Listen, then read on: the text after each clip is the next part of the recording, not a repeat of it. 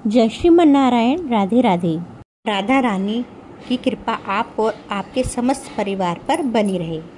7 सितंबर 2025 से यानी कि रविवार से पितृपक्ष का प्रारंभ हो चुका है। तो भाद्र मास की पूर्णिमा से लेकर आश्विन मास की अमावस्या तक ये 16 दिन होते हैं।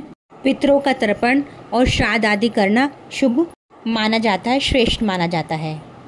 शास्त्रों में कहा गया है कि भाद्र मास की पूर्णिमा पर हमारे पूर्वज पितृलोक से पृथ्वी पर आ जाते हैं और 16 दिन तक वो पृथ्वी पर ही रहते हैं और आश्विन मास की अमावस्या पर वो वापस पितृलोक में चले जाते हैं। इन 16 दिनों में अपने पितरों के लिए आप तर्पण, जलदान, श्राद्ध कर्म इत्यादि ज़रूर कीजिए। और आपको इन 16 दिनों में क्या करना चाहिए, क्या नहीं करना चाहिए, तर्पण, जलदान, श्राद्ध कैसे करना चाहिए, तो आपको इस वीडियो में आगे तक ज़रूर देखने को मिलेगा। अगर आपको ये वीडियो थोड़ी सी भी अच्छी लगती है तो लाइक तो ज़रूर ही कीजिएगा, क्योंकि आपके लाइक्स मेरे लिए बहुत महत्वपूर्ण है। यही एकमात्र ज़रिया है कि मुझे पता चलता है कि आपको ये वीडियो उपयोगी लग रही है। तो चलिए सबसे पहले जानते हैं पितरों का श्राद्ध कर्म कैसे किया जाता है। तो उसके लिए आप सुबह जल्दी उठ जाइए, स्नान आदि से निवृत्त होकर पितरों का तर्पण करने के लिए आप चाहे तो पीपल के नीचे जा सकते हैं, पीपल पे जल चढ़ा सकते हैं रविवार को छोड़कर। अगर आप पीपल के पेड़ पे नहीं जा रहे जल चढ़ाने तो आप अपने छत पे भी पितरों के लिए जलदान तर्पण कर सकते हैं। और हाँ, आपको जल देते समय एक मंत्र का उच्चारण करना है, ओम पितराय नमः। ओम पितराय नमः का आप उच्चारण ज़रूर करें।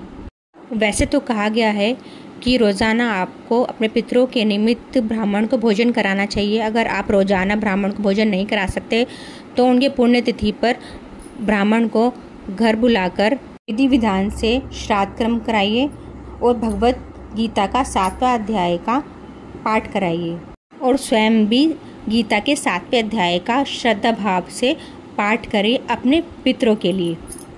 तो आगे बात करते हैं दीपदान की। हम अपने पूर्वजों के लिए दीपदान कैसे करें।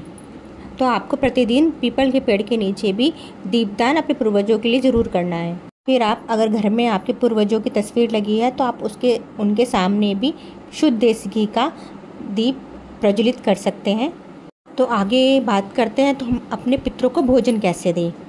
देखिए, पितरों को जो भोजन दिया जाता है उससे कई प्रकार होते हैं। जैसे आप ब्राह्मण को भोजन देते हैं वो भी पितरों तक जाता है, और आप जीवों को भोजन कराते हैं तो वो भी पितरों तक जाता है, और किसी ज़रूरतमंद को भी आप भोजन कराते हैं वो भी पितरों तक पहुंच जाता है।